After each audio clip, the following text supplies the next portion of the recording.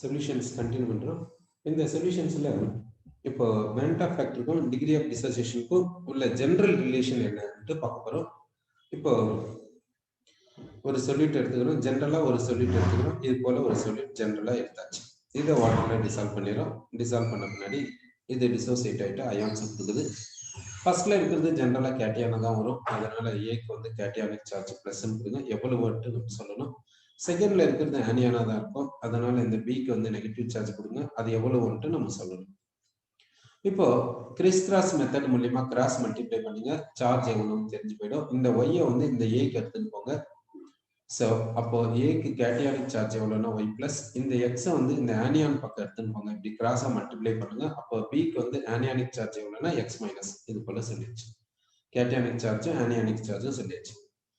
இப்போ இந்த பேலன்ஸ் பண்ணணும், இந்த ஈக்குவேஷனை பேலன்ஸ் பண்ணணும். இப்போ வந்து ஏ வந்து இந்த கேட்டியான் எத்தனை முறை வரும்னா எக்ஸ் டைம்ஸ் வரும். அந்த எக்ஸை இங்க அதுக்கு கோஎஃபிஷியன்ட் போடுங்க. பி வந்து எத்தனை முறை வரும், ஆனியான்ஸ் எத்தனை முறை வரும்னா ஒய் டைம்ஸ் வரும். அதனால இந்த ஆனியானுக்கு ஒய் டைம்ஸ் போடும். இப்போ இனிஷியலா இது எத்தனை மோல்ஸ் எடுத்துக்கலாம்னா, சப்போஸ் ஏ மோல்ஸ் எடுத்துக்கலாம்னு வச்சுக்கலாம். இது ஏ மோல்ஸ் எடுத்துக்கிறதா வச்சுக்கலாம். இது எவ்வளவு டிசோசியேட் ஆகுதுன்னா எக்ஸ் மோல்ஸ் டிசோசியேட் ஆகிறதா கன்சிடர் பண்ணிக்கலாம். அப்போ எவ்வளவு மோல்ஸ் ரிமைனிங் இருக்கும் ஈக்குலிபிரியத்துல பார்த்தீங்கன்னா ஏ மைனஸ் எக்ஸ் மோல்ஸ் ரிமைனிங் இருக்கும். இது டிசோசியேட் ஆச்சுன்னா கேட்டியான் கொடுக்குது. எவ்வளவு கேட்டியான் கொடுக்குதுன்னா கேட்டியான்ஸை கொடுக்குது. இப்போ இங்கேயும் எக்ஸ் இருக்கு, இங்கேயும் எக்ஸ் இருக்கு, கன்ஃபியூஷன் வரும். அப்போ வேற டேர்ம் யூஸ் பண்ணிக்கலாம். இப்போ பி மோல்ஸ் டிசோசியேட் ஆகிறத வச்சுக்கலாம். அப்போ இது பி மோல்ஸ் டிசோசியேட் ஆச்சுன்னா இந்த கேட்டியான்ஸ் எவ்வளவு வரும்னா எக்ஸ்பி மோல்ஸ் வரும். எக்ஸ்பி மோல்ஸ் கேட்டியான்ஸ் வருது. அடுத்து வந்து இந்த ஆனியான்ஸ் எவ்வளவு வரும்னு பார்க்கலாம். இந்த பி மோல்ஸ் டிசோசியேட் ஆச்சுன்னா ஆனியான்ஸ் எவ்வளவு வரும்னா ஒய்பி மோல்ஸ் வரும். ஒய்பி மோல்ஸ் வரும்னு நம்ம சொல்லலாம். இப்போ இந்த எலக்ட்ரோலைட் இந்த சொல்யூட் வந்து பிஃபோர் டிசோசியேஷன் ஏ மோல்ஸ் இருக்குது. பி மோல்ஸ் டிசோசியேட் ஆனதுனால ஈக்குலிபிரியத்தில் எவ்வளவு இருக்குன்னா ஏ மைனஸ் பி மோல்ஸ் இருக்குன்னு சொல்றோம். இப்போ வேண்டா ஃபேக்டர் ஐ கிட்ட வரலாம். இங்க டினாமினேட்டர்ல என்ன பண்றீங்கன்னாக்கா பிஃபோர் டிசோசியேஷன் எவ்வளவு மோல்ஸ் இருந்துச்சோ அதை சப்ஸ்டியூட் பண்ணிக்கோங்க. ஸோ பிஃபோர் டிசோசியேஷன் எவ்வளவு மோல்ஸ்னா இந்த ஏ மோல்ஸ் அதை இங்க சப்ஸ்டியூட் பண்ணிக்கலாம். After dissociation number of moles எவ்வளவு இங்க சப்ஸ்டியூட் பண்ணுங்க. இந்த அன்டிசோசியேட்டட் எவ்வளவு இருக்குதுன்னா ஏ மைனஸ் பி இருக்குது. அடுத்து இந்த கேட்டியான்ஸ் எவ்வளவு இருக்குதுன்னா எக்ஸ்பி இருக்குது. அடுத்து ஆனியான்ஸ் எவ்வளவு இருக்குதுன்னா இந்த ஒய்பி இருக்குது. இதை சப்ஸ்டியூட் பண்ணியாச்சு.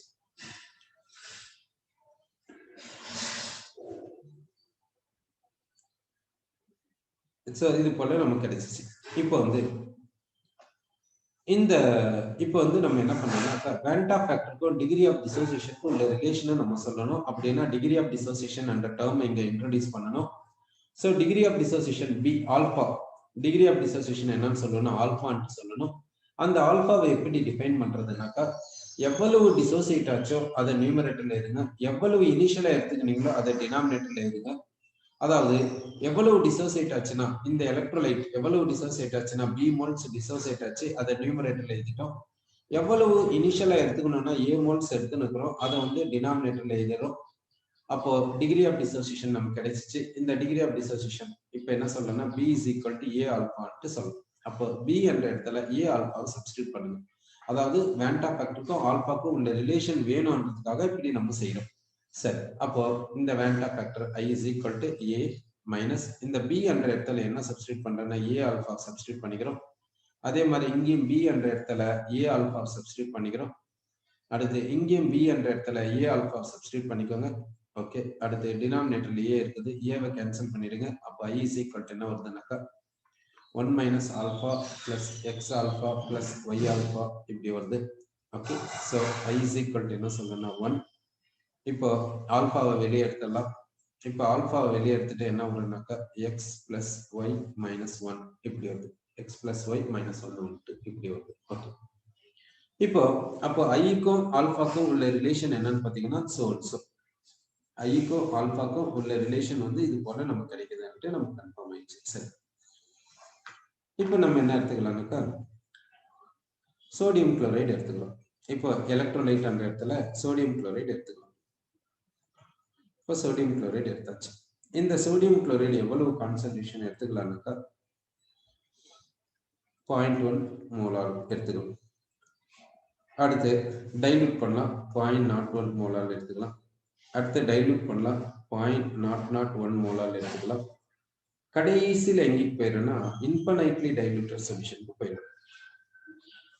இன்ஃபனைட்லி டைல்யூட்டட் சொல்யூஷன் போயிடுச்சு.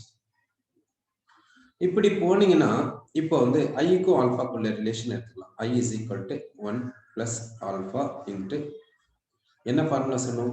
x plus y minus 1 சொன்னோம். x என்றது நம்பர் ஆஃப் கேட்டையான்ஸ் ஒரு கேட்டையான், y என்றது நம்பர் ஆஃப் அனியான்ஸ் ஒரு அனியான் மைனஸ் 1. ஸோ அப்போ என்ன வருதுன்னாக்கா I is equal to 1 plus alpha வருது. யாருக்கு? சோடியம் குளோரைடுக்கு 2 அயான்ஸை கொடுத்தோம். ஒரு கேட்டையான் ஒரு அனியான் கொடுத்தா இப்படி வருது. I is equal to 1 plus alpha வருது.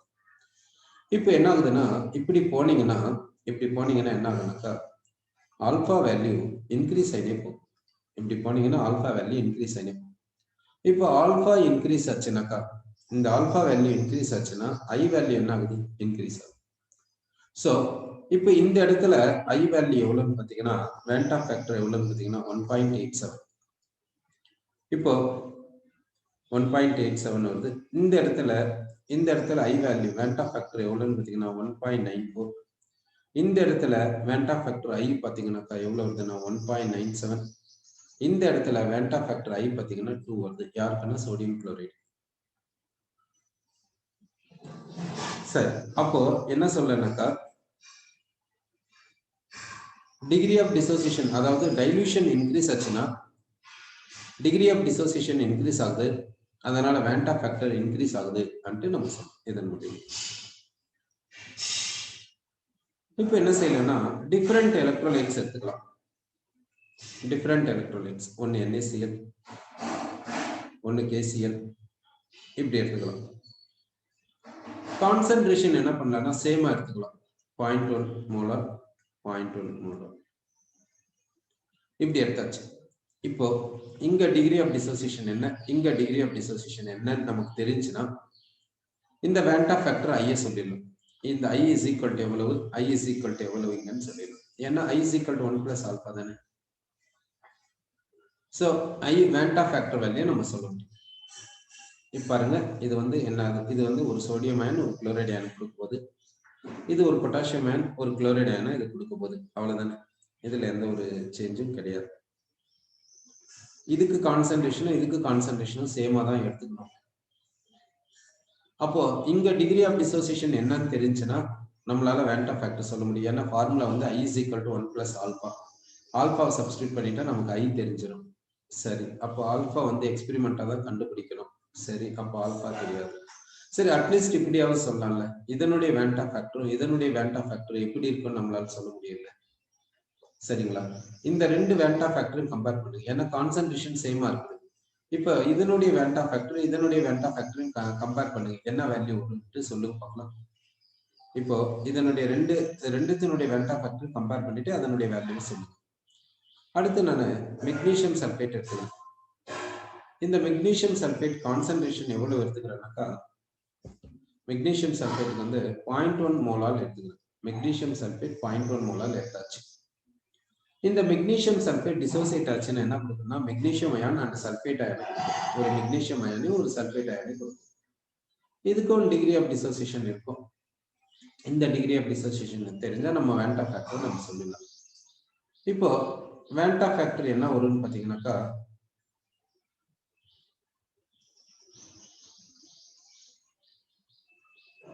இப்போ இதுக்கு வேண்டா ஃபேக்டர் என்ன வரும்னு பாத்தீங்கன்னாக்கா that is equal to 1 plus alpha ன்னு சொல்லலாம். இதுக்கும் I is equal to 1 plus alpha தான். இதே போல அதாவது எல்லாருக்குமே வேண்டா factor I is equal to 1 plus alpha. எல்லாருக்குமே வேண்டா factor I is equal to 1 plus alpha ன்னு சொல்லலாம்.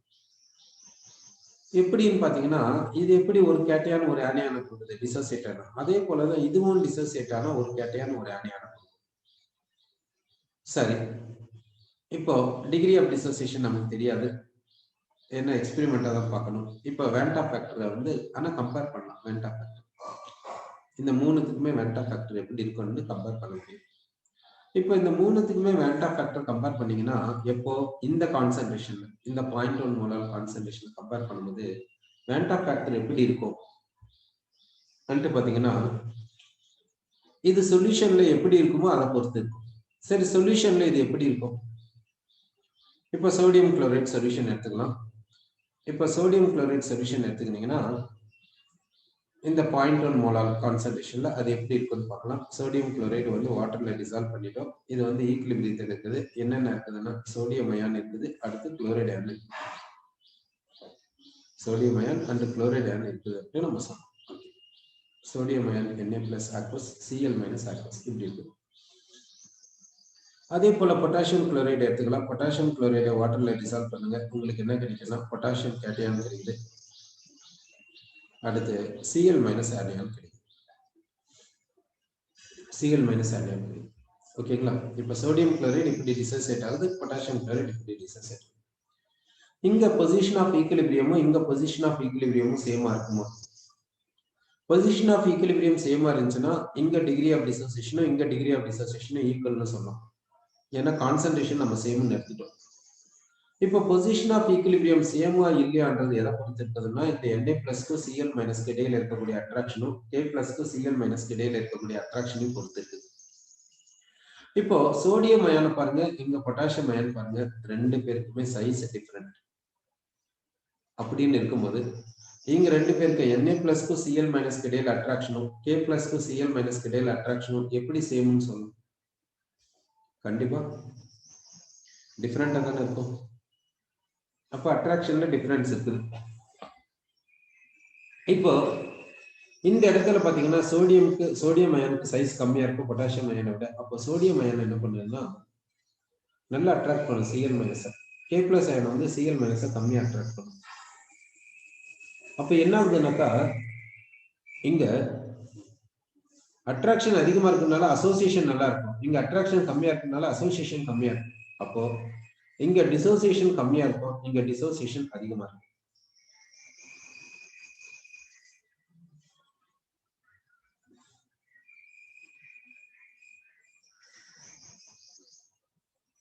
இப்போ என்ன பண்ணலன்னா இதை வந்து இப்படி எடுத்துக்கலாம். இப்போ சோடியம் குளோரைடு எடுத்துக்கலாம் சாலிட், பொட்டாசியம் குளோரைடு சாலிட் இப்படி எடுத்துக்கலாம். Sodium chloride solid, potassium chloride solid எடுத்தாச்சு. இங்க Na பிளஸ் Cl மைனஸ், இங்க K பிளஸ் Cl மைனஸ். இதுக்கு சைஸ் பாத்தீங்கன்னா எப்படி இருக்குன்னா கம்மியா இருக்கும், இதுக்கு சைஸ் பாத்தீங்கன்னா எப்படி இருக்குன்னா அதிகமா இருக்கும். பசான்ஸ் ரூல் எடுத்துக்கலாம். பசான்ஸ் ரூல் என்ன சொல்லுதுன்னா கேட்டியானுடைய சைஸ் அதிகமாயினே போச்சுன்னா அயானிக் நேச்சர் அதிகமாகும். ஏன்னா போலரைசிங் பவர்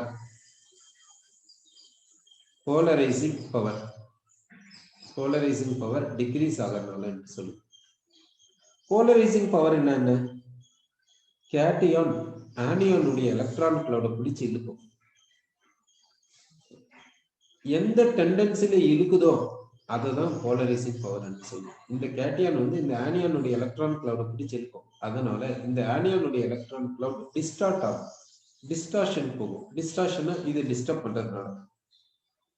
டிஸ்டார்ஷன்னா இதனுடைய எலக்ட்ரான் கிளவுட் கேட்டியானை நோக்கி போகும், அதான் டிஸ்டார்ஷன். இதனுடைய எலக்ட்ரான் கிளவுட் கேட்டியானை நோக்கி போது பாருங்க, அது கேட்டியான் தானே காரணம். அப்ப இந்த கேட்டியான் வந்து எந்த டெண்டன்சில இந்த ஆனியானுடைய எலக்ட்ரான் கிளவுட புல் பண்ணுதோ அத இந்த கேட்டியானுடைய போலரைசிங் பவர் என்று சொல்லலாம். இங்க சைஸ் கம்மியா இருக்கிறதுனால இது வந்து ஆனியானுடைய எலக்ட்ரான் கிளவுட நல்லா புல் பண்ணுது. இங்க சைஸ் அதிகமா இருக்கனால இது ஆனியானுடைய எலக்ட்ரான் கிளவுட கம்மியா புல் பண்ணுது. அப்ப இங்க போலரைசிங் பவர் அதிகம், இங்க போலரைசிங் பவர் கம்மி. அப்ப என்ன ஆகுது? இங்க ஆனியான் எலக்ட்ரான் கிளவுட் அதிகமா டிஸ்டார்ட் ஆகும். இந்த ஆனியான் எலக்ட்ரான் கிளவுட் அதிகமா கேட்டியான் பார்க்கும்போது அந்த எலக்ட்ரான் கிளவுட ரெண்டு பேரும் ஷேர் பண்ணிக்கிறதுனால கோவலன் நேச்சர் கிடைக்கும். அப்போ இங்க அதிகமான எலக்ட்ரான் கிளவுட் ஷேரிங்க்கு போறதுனால இங்க கோவலன் நேச்சர் அதிகமா இருக்குது, இங்க கோவலன் நேச்சர் கம்மியா இருக்கு. அப்படின்னா அயானிக் நேச்சர் இங்க அதிகமா இருக்குது, அயானிக் நேச்சர் இங்க கம்மியா இருக்கு. இப்படி சொல்லணும். இது வந்து சாலிடா இருக்கும்போது இப்படி நம்ம சொல்லணும். இப்போ இது வந்து என்னன்னா ஹைட்ரேட்டட் அயான். இப்போ இந்த ஹைட்ரேட்டட் அயானுடைய சைஸ் எப்படி இருக்கும் என்று நம்ம பார்க்கலாம். இந்த ஹைட்ரேட்டட் அயானுடைய சைஸ் எப்படி இருக்கு நம்ம பார்க்கலாம். இப்போ இந்த ஹைட்ரேஷன் என்னன்னு பார்க்கலாம். இப்போ லித்தியம் அயான் எடுத்துக்கிறோம். இது என்ன பண்ணுதுன்னா ஹைட்ரேஷன் போதும். இதை வாட்டர்ல எடுத்து பார்த்தீங்கன்னா இது ஹைட்ரேஷன் போயிட்டு என்ன கொடுக்கும்னா Li பிளஸ் ஆக்வஸ் அப்படி கொடுக்கும். இந்த Li பிளஸ் ஆக்வஸ் என்னன்னு சொல்லலாம்னா ஹைட்ரேட்டட் லித்தியம் அயான் என்று சொல்லலாம். இந்த ஹைட்ரேட்டட் லித்தியம் அயான்ல சென்ட்ரல்ல பாத்தீங்கன்னா Li பிளஸ் இருக்கும். அப்புறமா இதனுடைய சரௌண்டிங்ல என்ன இருக்குன்னா பிரைமரி ஷெல் இருக்கும். இந்த பிரைமரி ஷெல்லினுடைய சரௌண்டிங்ல என்ன இருக்குன்னா செகண்டரி ஷெல் இருக்கும். செகண்டரி ஷெல் இருக்கும். இப்போ இந்த பிரைமரி ஷெல்ல யார் இருப்பாங்கன்னா சென்ட்ரல்ல லித்தியம் அயான் இருக்கும், சரௌண்டிங்ல வாட்டர் மாலிகூல்ஸ் இருக்கும். வாட்டர் மாலிகூலுக்கும் லித்தியம் அயானுக்கு இடையில என்ன இருக்குன்னா டேட்டிவ் பாண்ட். இந்த டேட்டிவ் பாண்ட்னா கோஆர்டினேட் கோலன் பாண்ட். டேட்டிவ் பாண்ட்னா ஒருத்தர் வந்து டோனர், இன்னொருத்தர் வந்து அக்செப்டர். யார் இங்க டோனர்னா ஆக்சிஜன் லோன் பேரை டொனேட் பண்ணும், கான்ட்ரிபியூட் பண்ணும். லித்தியம் வேக்கன்ட் ஆர்பிட்டால தான் கான்ட்ரிபியூட் பண்ணும். கவனம் வச்சுக்கோங்க. கோஆர்டினேட் கோலன் பாண்ட் டேட்டிவ் பாண்ட்னா ஒரு ஆட்டம் எலக்ட்ரான் பேரை கான்ட்ரிபியூட் பண்ணும், இன்னொரு ஆட்டம் வேக்கன்ட் ஆர்பிட்டால தான் கான்ட்ரிபியூட் பண்ணும். அப்ப லித்தியம் அயான் வேக்கன்ட் ஆர்பிட்டால கான்ட்ரிபியூட் பண்ணுது, வாட்டர்ல இருக்கக்கூடிய ஆக்சிஜன் லோன் பேரை கான்ட்ரிபியூட் பண்ணுது. இந்த லித்தியம் அயான்னால எத்தனை வேக்கன்ட் ஆர்பிட்டால கொடுக்க முடியுமோ அத்தனை வாட்டர் மாலிகூல்ஸ் பிரைமரி ஷெல்ல லித்தியம் அயானோட டேட்டிவ் பாண்டிங்ல இருக்கும். லித்தியம் அயான்னால எத்தனை வேக்கன்ட் ஆர்பிட்டால கொடுக்க முடியும்? இதனுடைய வேலன்சி ஷெல் என்ன? Second shell. செகண்ட் ஷெல்ல எத்தனை ஆர்பிட்டால்ஸ் இருக்குது? 2s 2p 4 ஆர்பிட்டால்ஸ் இருக்குது. அப்போ 4 ஆர்பிட்டால்ஸ்னா அந்த 4 ஆர்பிட்டால்ஸ் இன்டர்மிக்சிங் போச்சுன்னா உங்களுக்கு sp3 ஹைபிரிடேஷன் நடக்கும். அப்போ 4 sp3 ஹைபிரிட் ஆர்பிட்டால்ஸ் கிடைக்கும். அப்படின்னா இந்த லித்தியம் அயான்னால எத்தனை வேக்கன்ட் ஆர்பிட்டால்ஸ் கொடுக்க முடியும்னா 4 ஆர்பிட்டால்ஸ் கொடுக்க முடியும். அப்படின்னா 4 வாட்டர் மாலிகூல்ஸ் டேட்டிவ் பாண்டிங்ல இங்க இருக்கு. 4 வாட்டர் மாலிகூல்ஸ் டேட்டிவ் பாண்டிங்ல இப்படி இருக்கு. இதுதான் பிரைமரி ஷெல். இப்போ செகண்டரி ஷெல். செகண்டரி ஷெல்ல யார் இருப்பாங்கன்னா வாட்டர் மாலிகூல்ஸ் தான் இருக்கும். செகண்டரி ஷெல்லுக்கும் பிரைமரி ஷெல்லுக்கும் உள்ள ரிலேஷன் என்ன? பிரைமரி ஷெல்ல இருக்கக்கூடிய வாட்டர் மாலிகூல் செகண்டரி ஷெல்ல இருக்கக்கூடிய வாட்டர் மாலிகூல்ஸ் அட்ராக்ட் பண்ணும் த்ரூ ஹைட்ரஜன் பாண்டிங். த்ரூ என்னன்னா ஹைட்ரஜன் பாண்டிங். அடுத்து இந்த லித்தியத்தினுடைய நியூக்ளியஸ் இந்த வாட்டர் மாலிகூலை அட்ராக்ட் பண்ணும். லித்தியத்தினுடைய நியூக்ளியஸ் இந்த வாட்டர் மாலிகூலை அட்ராக்ட் பண்ணும். எலக்ட்ரோஸ்டாட்டிக் ஃபோர்ஸ் ஆஃப் அட்ராக்ஷன் அப்படி இருக்கும்.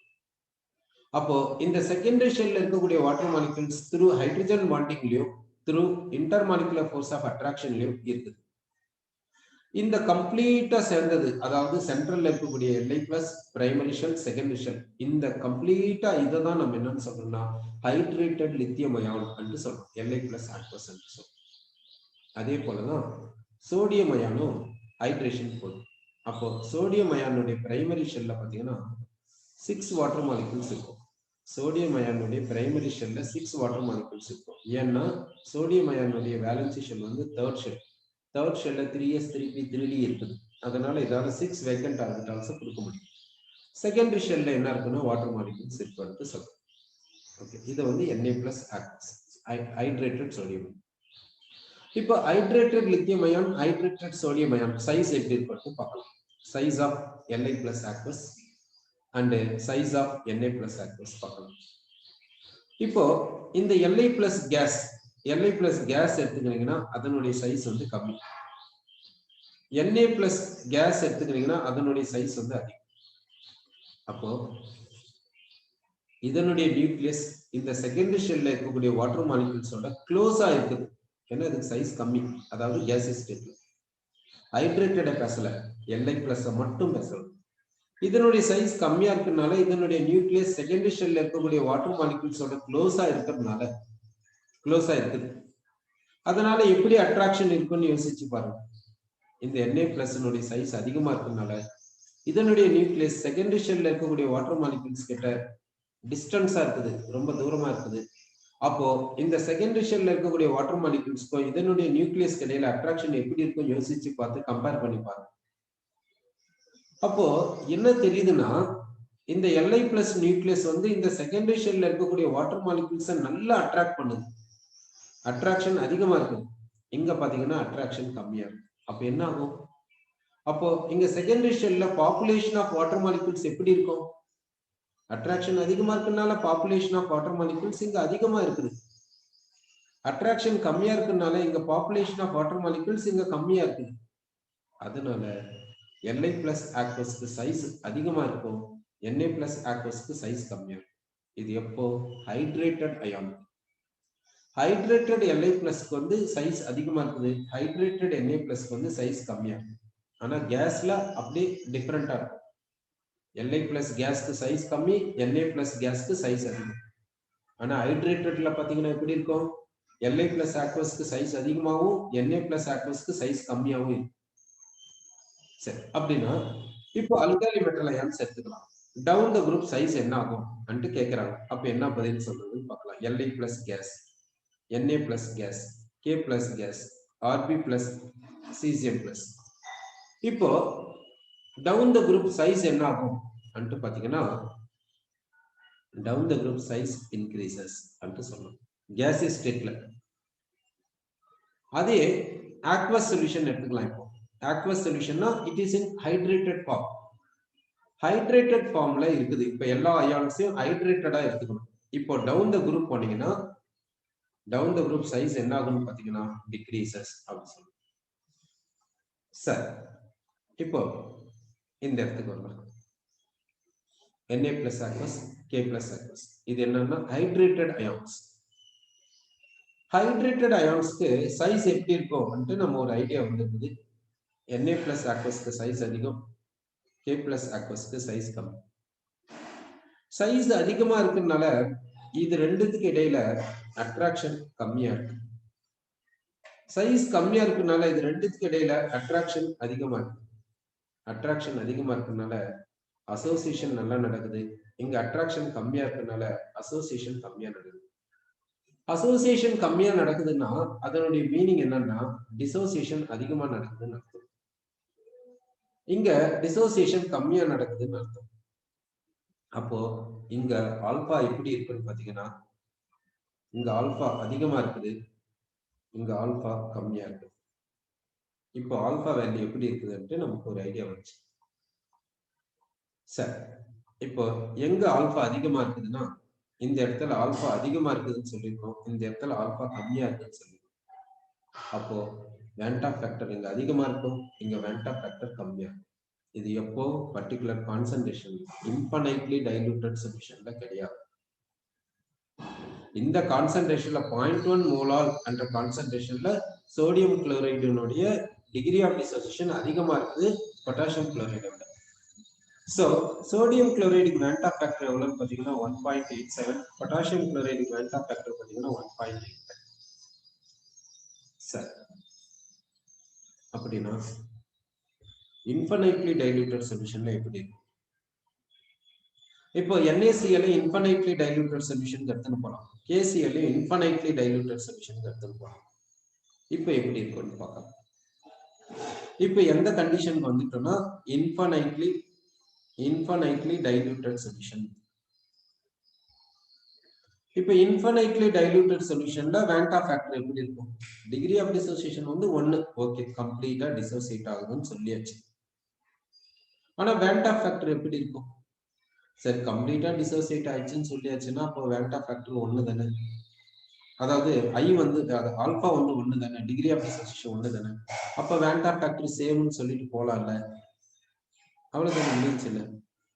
இப்போ இன்ஃபைனைட்லி டைலூட்டட் சொல்யூஷன்ல இது கம்ப்ளீட்டா டிசோசியேட் ஆகுது, அப்ப வேண்டா அப்போ வந்து டிகிரி ஆஃப் டிசோசியேஷன் 1, இதுக்கும் டிகிரி ஆஃப் டிசோசியேஷன் 1, அப்போ டிகிரி ஆஃப் டிசோசியேஷன் ரெண்டு பேருக்குமே சேம் தானே. அப்போ வேண்டா ஃபேக்டர் எப்படி இருக்கும்? சேமா தானே இருக்கும். எப்படி இது மாதிரி வந்துச்சு? சைஸ் ஆஃப் அயான்ஸ் டிஃபரெண்டா இருக்குது இல்ல, Na பிளஸ் அயானுக்கும் K பிளஸ் அயானுக்கும் சைஸ் டிஃபரெண்டா இருக்குது இல்ல, அப்போ அட்ராக்ஷன் டிஃபரெண்டா இருக்குது இல்ல, அப்போ எப்படி கம்ப்ளீட்டா டிசோசியேஷன் போச்சு? என்ன நடந்துச்சுங்க பார்க்கும்போது இந்த இன்ஃபைனைட்லி டைலூட்டட் சொல்யூஷன்ல எப்படி இருக்குன்னா இந்த Na பிளஸ் ஆக்வஸும் Cl மைனஸ் ஆக்வஸ்க்கும் இடையில டிஸ்டன்ஸ் எப்படி இருக்கும் யோசிச்சு பாருங்க. இதுக்கு இடையில அட்ராக்ஷன் எப்படி இருக்கும் யோசிச்சு பாருங்க. Na பிளஸ்க்கும் Cl மைனஸ்க்கு இடையில அட்ராக்ஷன் எப்படி இருந்தா டிகிரி ஆஃப் டிசோசியேஷன் இஸ் 1 அன்ட்டு சொல்றோம். கம்ப்ளீட்டா டிசோசியேட் ஆச்சுன்னு சொல்றோம். அதே மாதிரி K பிளஸ் ஆக்வஸ்க்கும் Cl மைனஸ் ஆக்வஸ்க்கும் இடையில அட்ராக்ஷன் எப்படி இருந்தா கம்ப்ளீட்டா டிசோசியேட் ஆயிருக்குது, டிகிரி ஆஃப் டிசோசியேஷன் 1 நம்ம சொல்லுவோம். யோசிச்சு பாருங்க. இங்க அட்ராக்ஷன் எப்படி இருக்கணும், இங்க அட்ராக்ஷன் எப்படி இருக்கணும். இங்க சொன்னதே என்னன்னு சொல்லிட்டாங்க, இன்ஃபைனைட்லி டைலூட்டட் சொல்யூஷன் சொல்லியாச்சு. அப்படின்னா இங்க வந்து டிஸ்டன்ஸ் இன்ஃபினிட்டி. அப்படின்னு இங்க ரெண்டு பேருக்கு இடையில அட்ராக்ஷனே கிடையாது. அதே மாதிரி இங்க ரெண்டு பேருக்கு இடையில அட்ராக்ஷனே கிடையாது. இது பாட்டிக்கு இது ஓனா பிஹேவ் பண்ணுது, இது பாட்டிக்கு இது ஓனா பிஹேவ் பண்ணுது. ரெண்டு பேரும் இண்டிபெண்டன்ட் பிஹேவியரா இருக்காங்க. அப்படின்னா இந்த கேட்டியானும் ஆனியானுக்கு இடையில பிஹேவியர் என்னன்னா independent behaviour. Na plus Cl minus கண்டுக்காது, Cl மைனஸ் Na பிளஸ் கண்டுக்காது. அப்படின்னா அட்ராக்ஷன் இல்லை. ஏன்னா டிஸ்டன்ஸ் வந்து இன்ஃபினிட்டி. அதாவது டிஸ்டன்ஸ் இன்ஃபினிட்டின்றதுனுடைய மீனிங் என்னன்னா அட்ராக்ஷன் இல்லை அன்ட்டு மீனிங். அதே போலதான் இங்கே அட்ராக்ஷன் இல்லை. அதனாலதான் என்னன்னு சொல்றேன்னா கம்ப்ளீட் டிசோசியேஷன் அன்ட்டு சொல்றோம்.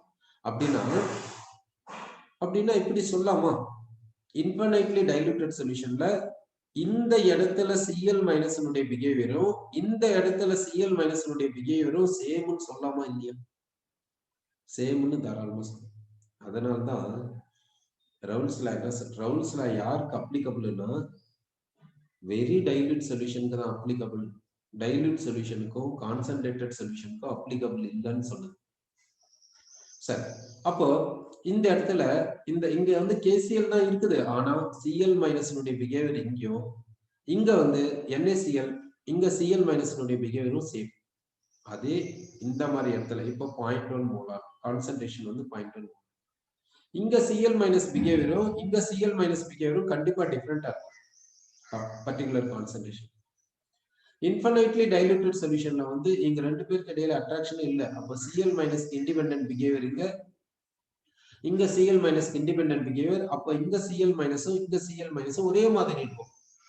ஆனா இங்க ஒரே மாதிரி இருக்காது with respect to attraction. So infinitely diluted சொல்யூஷன்ல டிகிரி ஆஃப் டிசோசியேஷன் இதுக்கும் சேமா இருக்கனால இதனுடைய வேண்டா ஃபேக்டரும் இதனுடைய வேண்டா ஃபேக்டரும் சேம் என்று சொல்றோம். சரி, இப்போ மெக்னீசியம் சல்பேட் எடுத்துக்கலாம். இது என்ன பண்ணுதுன்னா டிசோசியேட் ஆச்சுன்னா ஒரு கேட்டையான் ஒரு ஆனியான் கொடுக்குது. எப்படி இது ஒரு கேட்டையான் ஒரு ஆனியான் கொடுக்குது அதே மாதிரி தான் இதுவும் கொடுக்குது. இப்போ கான்சன்ட்ரேஷன் சேமா இருக்குது. இப்போ இதுக்கு டிகிரி ஆஃப் டிசோசியேஷன் எப்படி இருக்குன்னு நம்ம பார்க்கணும். இதனுடைய டிகிரி ஆஃப் டிசோசியேஷன் தெரிஞ்சா வேண்டா ஃபேக்டர் சொல்லிடலாம், இல்லைன்னா டிகிரி ஆஃப் டிசோசியேஷனை கம்பேர் பண்ணலாம். இப்போ டிகிரி ஆஃப் டிசோசியேஷனை கம்பேர் பண்ணிக்கலாம். அதன் மூலியமா வேண்டா ஃபேக்டரை கம்பேர் பண்ணலாம். இப்போ அயானிக் காம்பவுண்டுக்கு ஒரு எக்ஸாம்பிள் சொல்லுங்கன்னா உடனே சோடியம் குளோரைட் சொல்றோம், பொட்டாசியம் குளோரைட் சொல்றோம், மெக்னீசியம் சல்பேட்னு சொல்றோம். சரி, பீரியாடிக் டேபிள்ல இருக்கக்கூடிய எந்த எலிமெண்ட்ஸ் இடையில அயானிக் நேச்சர் அதிகமா இருக்கும்? ஒரு மெட்டல் ஒரு நான் மெட்டலோட காம்பவுண்ட ஃபார்ம் பண்ணிச்சுன்னா அங்க அயானிக் நேச்சர் அதிகமா இருக்கும்னு சொல்றோம். அயானிக் காம்பவுண்ட்ஸ் மெட்டலுக்கு நான் மெட்டலுக்கு இடையில காம்பவுண்ட் ஃபார்ம் ஆகணும்னு சொல்றோம். இப்போ மெட்டல்ஸ் வந்து அல்காலி மெட்டல்ஸ் எடுத்துக்கலாம், ஹாலஜன்ஸ் எடுத்துக்கலாம். அல்காலி மெட்டல்ஸ்க்கும் ஹாலஜன்ஸ்க்கு இடையில ஃபார்ம் ஆகக்கூடிய காம்பவுண்டுக்கு அயானிக் நேச்சர் அதிகம். அல்காலின் எர்த் மெட்டல்ஸ்க்கும் ஹாலஜன்ஸ்க்கு இடையில ஃபார்ம் ஆகக்கூடிய காம்பவுண்டுக்கு அயானிக் நேச்சர் கம்மி. ஏன்னா அல்காலி மெட்டல்ஸ்க்கு எலக்ட்ரோ பாசிட்டிவிட்டி அதிகம், அயனைசேஷன் பொட்டன்ஷியல் கம்மி, அதனால அயானிக் நேச்சர் அதிகமா இருக்கும். அப்போ இந்த சோடியம் குளோரைட் மெக்னீசியம் சல்பேட் பாத்தீங்கன்னா யாருக்கு அயானிக் நேச்சர் அதிகம்னா சோடியம் குளோரைடுக்கு அதிகமா இருக்கும் மெக்னீசியம் சல்பேட்டோட. அப்போ டிகிரி ஆஃப் டிசோசியேஷன் யாருக்கு அதிகமா இருக்கும் யோசிச்சு பாருங்க. சோடியம் குளோரைடுக்கு தானே டிகிரி ஆஃப் டிசோசியேஷன் அதிகமா இருக்கும் மெக்னீசியம் சல்பேட்டோட. அப்போ டிகிரி ஆஃப் டிசோசியேஷன் யாருக்கு அதிகம்னா, சரி அப்படின்னு பார்க்கும்போது இப்ப சோடியம் குளோரைட் பொட்டாசியம் குளோரைட்ல யாருக்கு அயானிக் நேச்சர் அதிகம்? பொட்டாசியம் குளோரைட் தானே. அப்ப டிகிரி ஆஃப் டிசோசியேஷன் யாருக்கு அதிகமா இருக்கணும்? ஆனா டிஃபரெண்டா தானே வந்துச்சு. சோ இங்க எப்படி எக்ஸ்பிளைன் பண்ணுமோ அதே மாதிரி இங்கேயும் பார்க்கணும். சரி, இப்போ என்ன எடுக்கிறேன்னா மெக்னீசியம் அயன் எடுத்துக்கிறோம்.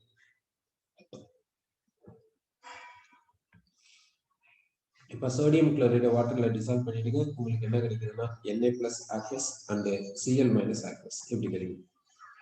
மெக்னீசியம் சல்பேட்டை நீங்க வாட்டர்ல டிசால்வ் பண்ணிடுங்க. அது டிசால்வ் ஆயிடுது. என்ன அயான்ஸ் கொடுக்குதுன்னா மெக்னீசியம் அயான்ஸ் கொடுக்குது. அடுத்து சல்பேட் அயான்ஸ். இப்போ இந்த Na+ இதுக்கு வந்து 10 எலக்ட்ரான்ஸ் இருக்குது. Mg2+ 10 எலக்ட்ரான்ஸ் இருக்குது. அப்ப Na+ Mg2+ iso electronic species. இப்போ இதனுடைய சைஸை பார்க்கலாம். இதனுடைய சைஸை பார்க்கலாம். சைஸ் பார்த்தீங்கன்னா அதாவது கேஸ் ஸ்டேட்ல பார்க்கலாம். Na+ case, Mg2+ case, Mg2+ case. Size பார்த்தீங்கன்னா இதுக்கு சைஸ் வந்து அதிகமா இருக்கும், இதுக்கு வந்து சைஸ் கம்மியா இருக்கும். இப்போ ஹைட்ரேட்டட் போலாம். இப்போ சைஸ் அதிகமா இருக்கனால ஹைட்ரேஷன் கம்மியா நடக்கும். அப்போ சைஸ் ஆஃப் ஹைட்ரேட்டட் அயன் கம்மி. சைஸ் கம்மியா இருக்கனால ஹைட்ரேஷன் அதிகமா நடக்கும். சைஸ் ஆஃப் ஹைட்ரேட்டட் அயன் அதிகம். அப்படின்னு பார்த்தாக்கா இப்போ இங்க சைஸ் அதிகமா இருக்கனால இது ரெண்டுக்கு இடையில அட்ராக்ஷன் கம்மியா தானே இருக்கும். அப்படின்னா இங்க அசோசியேஷன் கம்மியா இருக்குது, இங்க அசோசியேஷன் அதிகமா இருக்குது. சரி, இப்படி இருக்குது. இப்ப நம்ம ரிவர்ஸ்ல வரலாம். இதுக்கு என்ன பண்ணலாம்னா எக்ஸ்பெரிமெண்டா வேண்டா ஃபேக்டரை எவ்வளவுன்னு கண்டுபிடிச்சிருக்காங்க அந்த வேல்யூ எடுத்துக்கலாம். அதன் மூலியமா நம்ம இப்ப ரிவர்ஸ்ல வந்து பார்க்கலாம். இப்ப வேண்டா ஃபேக்டர் வந்து 1.21 at the concentration 0.1 molar. Okay, இப்போ பார்க்கலாம்.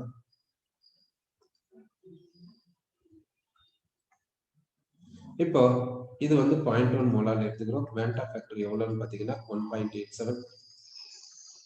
இதையும் 0.1 மோலார் எடுத்துக்கிறோம். வேண்டா ஃபேக்டர் எவ்வளவுன்னு பாத்தீங்கன்னா 1.21 இப்படி இருக்கு வேண்டா ஃபேக்டர்.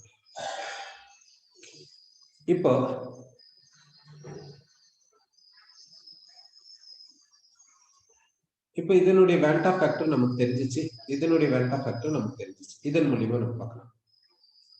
இப்ப வேண்டா ஃபேக்டர் கம்மியா இருக்கிறதுனால இங்க ஆல்பா கம்மியா இருக்கணும், இங்க ஆல்பா அதிகமா இருக்கணும். இங்க ஆல்பா கம்மியா இருக்கணும். ஏன் அப்படின்னா ஆல்பா கம்மியா இருக்கணும்னா இங்க அசோசியேஷன் அதிகமா இருக்கும். ஆல்பா அதிகமா இருக்குதுன்னா அசோசியேஷன் கம்மியா இருக்கும். அப்படின்னா இந்த சைஸ் ஆஃப் ஹைட்ரேட்டட் அயனை வச்சு இங்க எக்ஸ்பிளைன் பண்ணக்கூடாது. சைஸ் ஆஃப் ஹைட்ரேட்டட் அயனை வச்சு எக்ஸ்பிளைன் பண்ணக்கூடாது. அப்ப எப்படி எக்ஸ்பிளைன் பண்ணுறது? சார்ஜை வச்சு எக்ஸ்பிளைன் பண்ணுங்க, அவ்வளவுதான்.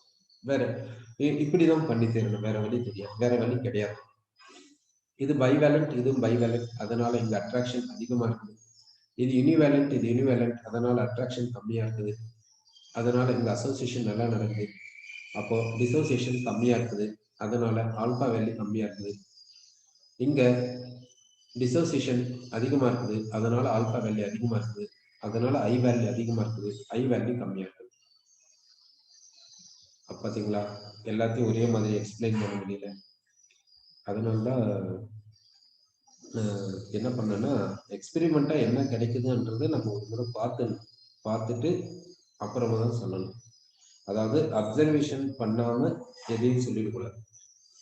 சரி, அப்படின்னா இதுல இருந்து என்ன தெரியுதுன்னா ப்ரிப்பேர் பண்ணாதான் எக்ஸாம் நல்லா எழுத முடியும்னு தெரியுது. சரி, இப்போ வேண்டா ஃபேக்டருக்கும் ஆல்பாக்கும் உள்ள ரிலேஷன் என்னன்றது நமக்கு ஒரு ஐடியா வந்துச்சுங்க. சரி, இப்போ நான் என்ன எடுத்துக்கிறேன்னாக்கா K4FeCN6 என்ற காம்ப்ளெக்ஸ் சால்ட்டை எடுத்துக்கிறேன். இந்த காம்ப்ளெக்ஸ் சால்ட்டினுடைய டிசோசியேஷனை பார்க்குறேன். இது டிசோசியேட் ஆச்சுன்னா 4 டைம்ஸ் K+ அயன்ஸ் கொடுக்குது. அடுத்து 1 டைம் ஆனியானை கொடுக்குது. இது வந்து காம்ப்ளெக்ஸ் ஆனியான் என்று சொல்றேன். இந்த எலக்ட்ரோலைட்டை வந்து நான் என்ன பண்றேன்னா இன்ஃபைனைட்லி டைலூட்டட் சொல்யூஷனுக்கு எடுத்துன்னு போறேன். இப்போ வேண்டா ஃபேக்டர் I எவ்வளவு இருக்கும்னு நினைக்கிறீங்க? இந்த எலக்ட்ரோலைட்டை இன்ஃபைனைட்லி டைலூட்டட் சொல்யூஷனுக்கு நான் எடுத்துன்னு போயிட்டேன். இப்போ இதுக்கு இந்த எலக்ட்ரோலைட் இந்த சொல்யூட்டுக்கு வேண்டா ஃபேக்டர் எவ்வளவுன்னு நான் கேட்கறேன். இதை நீங்க சொல்லுங்க, இதை யோசனை பண்ணி சொல்லுங்க. அடுத்து நான் இந்த சொல்யூட் எடுத்துக்கிறேன். நீங்க என்ன சொல்றீங்கன்னா வேண்டா ஃபேக்டர் எவ்வளவு சொல்லியிருக்கீங்கன்னா வேண்டா ஃபேக்டர் ஒரு வேல்யூ சொல்லியிருக்கீங்க, சரி இருக்கட்டும். இன்னொரு சொல்லிட்டு நான் கொடுத்துறேன். K3 FeCN6 K3 FeCN6 இதை வந்து டிசோசியேட் ஆகுது. இது டிசோசியேட் ஆகுதுன்னா இது கொடுக்கக்கூடிய அயான்ஸ் என்னன்னு பார்த்தீங்கன்னா சோன்ஸ் அயான்ஸ் சோன்ஸ் அயான்ஸை கொடுத்துருக்கு. இப்போ இதுக்கு வேண்டா ஃபேக்டர் எவ்வளவுன்னு சொல்லுங்க. வேண்டா ஃபேக்டர் எவ்வளவு at infinitely diluted solution, at infinitely diluted solution. ஓகேங்களா? இந்த காம்ப்ளெக்ஸ் அயான் ஃபர்தரா டிசோசியேட் ஆகும், அதை நெக்லிஜிபிள்னு எடுத்துக்கலாம். காம்ப்ளெக்ஸ் அயான் ஃபர்தரா டிசோசியேட் ஆகிறத நெக்லிஜிபிள்னு எடுத்துக்கலாம். இப்போ வேண்டா ஃபேக்டர் எவ்வளவு இன்னும் பார்த்தீங்கன்னா ஏன் நீங்க லெஸ் தேன் 4ன்னு சொல்றீங்க? அதாவது இன்ஃபைனைட்லி டைலூட்டட் சொல்யூஷன்னா கம்ப்ளீட் டிசோசியேஷன் தானே, அப்போ வேண்டா ஃபேக்டர் 4 தானே சொல்லுவோம். ஏன் லெஸ் தேன் 4ன்னு சொல்றீங்க? சரி, அப்போ இதே மாதிரி ப்ரீவியஸ் கேஸ்க்கு பார்த்தீங்கன்னா வேண்டா ஃபேக்டர் எவ்வளோன்னு பார்த்தீங்கன்னாக்கா ஈக்குவல் டு 5. ப்ரீவியஸ் கேஸ்க்கு ஈக்குவல் டு 5 வந்துட்டு நம்ம சொல்லணும். ஓகே, ஸோ இப்போ வேண்டா ஃபேக்டரை நம்ம சொல்லியாச்சு. இப்போ நெக்ஸ்ட் நம்ம பார்க்கக்கூடியது என்னன்னா அசோசியேஷன். இது வரைக்கும் நம்ம என்ன பார்த்தோம்னா டிசோசியேஷனை பார்த்தோம். இப்போ நம்ம பார்க்கக்கூடியது என்னன்னா அசோசியேஷனை பார்க்குறோம். இப்போ என்ன பண்ணலாம்னா சொல்லிட்டு வந்து ஏன்னு எடுத்துக்கலாம்.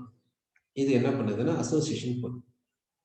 அசோசியேஷன்னா ஒன்று டைமரைசேஷன் நடக்கலாம், இல்லை ட்ரைமரைசேஷன் நடக்கலாம், இல்லை எக்ஸாமரா கூட இருக்கலாம்.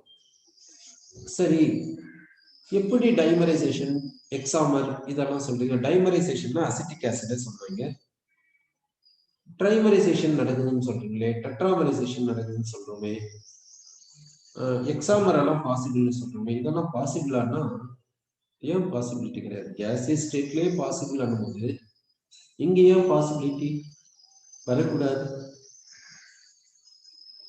கேசியஸ் ஸ்டேட்ல அப்படி என்ன பாசிபிலிட்டி வந்துருச்சு என்ன பாத்தீங்கன்னா, நம்ம எதெல்லாம் பார்த்தோம்னா பெரிலியம் குளோரைட் சாலிட பார்த்தோம். இந்த பெரிலியம் குளோரைட் சாலிட் என்னன்னு சொன்னா it is a polymeric structure என்று சொன்னோம். இது வந்து பெரிலியம் குளோரைட் வந்து பாலிமர் என்று நம்ம சொன்னோம். அந்த பாலிமரை நம்ம எப்படி எழுதணும்னு பார்த்தீங்கன்னா பெரிலியம் குளோரைட் பாலிமர் BeCl2 இப்படி எழுதிக்கணும். BeCl2 இப்படி எழுதினே போறோம். இங்க பாத்தீங்கன்னா இது வந்து பாலிமரைசேஷன்ல இப்படி போகும். இங்க பாண்ட் இப்படி கிடைக்கும், இங்க ஒரு Cl இப்படி போயினே இருக்கும். இதுவும் பக்கத்தில் இருக்கக்கூடிய பெரிலியத்தோட பாண்டிங் இருக்கும், இப்படி கண்டினியூ இருக்கும். பெரிலியம் குளோரைட் பாலிமர் எப்படி இருக்கும்? சாலிடா இருக்கும் பெரிலியம் குளோரைட். இதை ஹீட் பண்ணீங்கன்னா இது வந்து என்ன ஆகுது? லிக்விடா மாறுது, அப்புறம் வேப்பரா மாறுது. இந்த வேப்பர்ல பாத்தீங்கன்னா இது எப்படி இருக்குன்னா டைமரா. வேப்பர்ல பாத்தீங்கன்னா இந்த பெரிலியம் குளோரைட் வந்து டைமரா இப்படி இருக்குது. இது ஒரு பெரிலியம் குளோரைட், இன்னொரு பெரிலியம் குளோரைடு நான் இப்படி இருக்குது பாருங்க, இங்க டைமரா இருக்கு. இன்னும் கொஞ்சம் ஹீட் பண்ணீங்கன்னா தான் இது வந்து என்ன ஆகுதுன்னா மோனோமரா. இதே போலதான் அலுமினியம் குளோரைடு எடுத்துக்கிட்டீங்கன்னா இந்த அலுமினியம் குளோரைடு வந்து வேப்பர் ஸ்டேட்ல டைமரா இருக்கு. இந்த அலுமினியம் குளோரைடு பாத்தீங்கன்னா வேப்பர் ஸ்டேட்ல இப்படி டைமரா இருக்கு. இதை இன்னும் கொஞ்சம் ஹீட் பண்ணீங்கன்னா இது மோனோமரா மாறும், இப்படி மோனோமரா மாறும். அதே போல HF எடுத்துக்கலாம். HF லிக்விட் எடுத்துக்கணும்னு வச்சுக்கோங்க. இந்த HF லிக்விட் எப்படி இருக்குதுன்னு பாருங்க. இது வந்து HF மாலிகுல், இன்னொரு HF மாலிகுல், இன்னொரு HF மாலிகுல் இப்படி இருக்குது. இந்த Fக்கும் Hக்கு இடையில ஹைட்ரஜன் பாண்டிங் இருக்கு. இப்படி ஹைட்ரஜன் பாண்டிங் இருக்கிறதுனால இந்த HF லிக்விட் எப்படி இருக்குன்னா பாலிமரிக் செயின் மாதிரி. இதை ஹீட் பண்ணா இது கேசியஸ் ஸ்டேட் போகும். கேசியஸ் ஸ்டேட்ல எப்படி இருக்குன்னு பாத்தீங்கன்னா அங்க டிஸ்கிரீட் மாலிகுல்ஸ் அல்ல, ஹைட்ரஜன் பாண்ட் பிரேக் ஆயிட்டுனா தான் கேசியஸ் ஸ்டேட் போகுது, இல்லைன்னு சொல்றோம்ல. கேசியஸ் ஸ்டேட்ல எப்படி எக்ஸிஸ்ட் ஆகுதுன்னா சிலது வந்து டெட்ராமரா எக்ஸிஸ்ட் ஆகுது, சிலது எக்ஸாமரா எக்ஸிஸ்ட் ஆகும்.